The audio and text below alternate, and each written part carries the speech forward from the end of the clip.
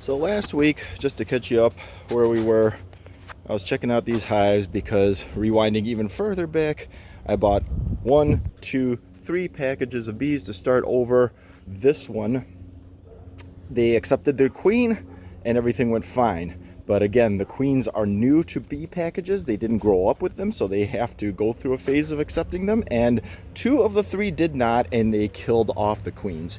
And what ended up happening up was I borrowed, because you can actually raise a queen out of any larva, or a bee can do that by feeding them royal jelly throughout the entire larval development, while a worker bee only gets fed royal jelly from other bees for the first 3 days, that you can actually borrow babies or brood or eggs from a good hive and donate it to the bad hives to see if they can raise their own queen. This one didn't do anything with the babies last week, which is a mystery to me. We'll find out. Maybe they're just the libertarian kind of bees and don't want a ruler, but we'll see. And maybe we'll have something accepted. This hive over here ended up having a problem where not only was there not a queen developed, but a worker bee decided to take it on herself to start laying eggs, and they don't stop. So my plan this morning is to use this one and combine it on top of this hive, which is a healthy one, with a technique. This was the secret that I was, well, not secret, but this is what I left off last week of what am I going to do with this hive?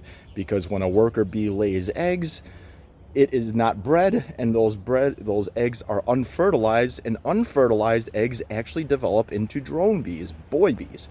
Drone bees don't do anything. They just eat the food, mate, and die. So they don't gather anything, so this hive would be doomed without it, but I'm just going to effectively move it over and move everything into this hive and create one strong super hive, and then eventually split and start a new hive over again there. So that's where we are, and we'll start checking things out.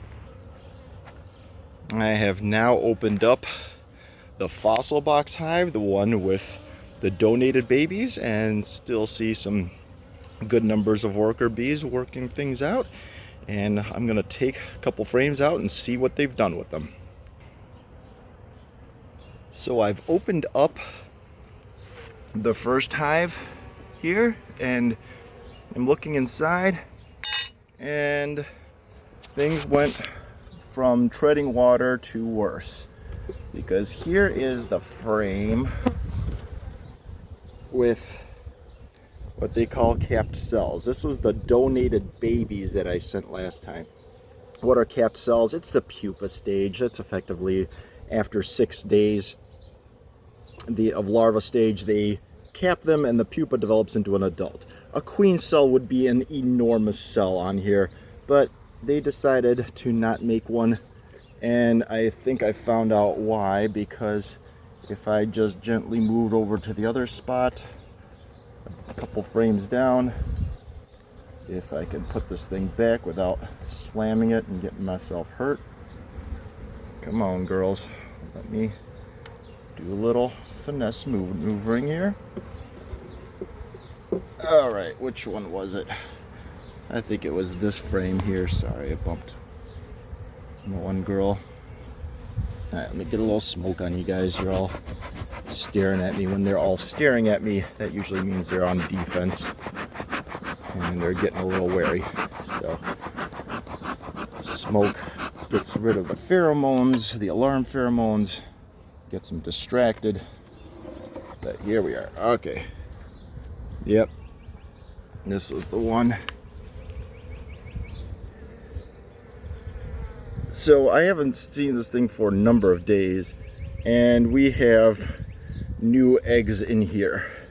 But unlike a queen bee who lays eggs nice and organized one at a time, I'm also seeing eggs laid randomly 2-3 at a time.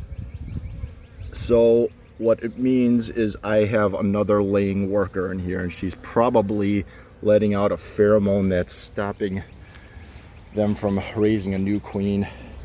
And so now I have 2 dying out hives out of 3. So what I'm going to do, either let them die, or I'm just going to combine them into one big super hive. And I think that's what the process is going to be. So I'm going to put this on pause, put this frame back, and I'm going to show you how I combine them into one big hive.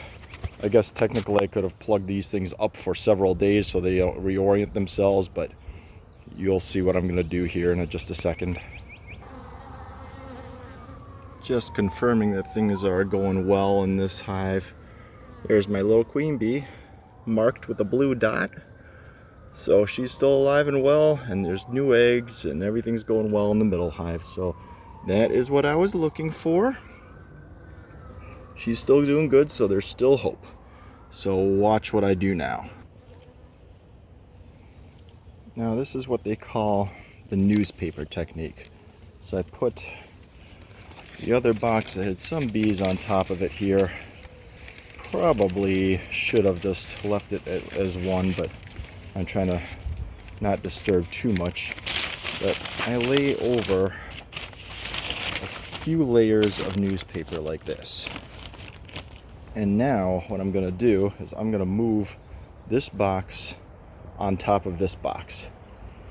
The idea on that is that they will start chewing on the newspaper, and over a few days they will break through it, and that will actually give them time to acclimate to the new queen.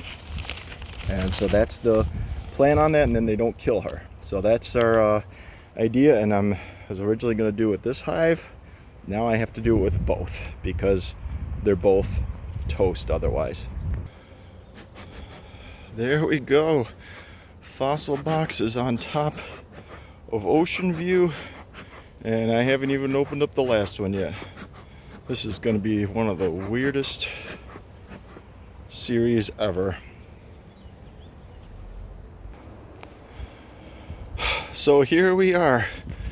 I looked at the last hive, and as expected, nothing's changed. As a matter of fact, those eggs were developing into drone cells, which are a little larger than worker bee cells, which is effectively your sign that my suspicions were confirmed that it's a laying worker bee in there.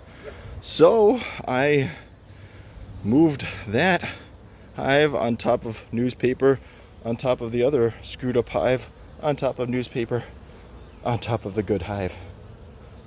I never heard of anybody doing this before with this many things, but suppose what have I got to lose? Well, I think what I'm going to have to do is I'm going to have to order a couple new queen bees, and once those couple arrive, then I will have to just split everybody back up into their separate groups, depending upon how they reorganize themselves, and move from there. This is just really weird. So doing this in the middle of the day, I'm expecting some confusion. I'm expecting that some of these bees will die from disorientation, but it's about maintaining the colony, not individual bees. So there I go, and that is what we're doing this week.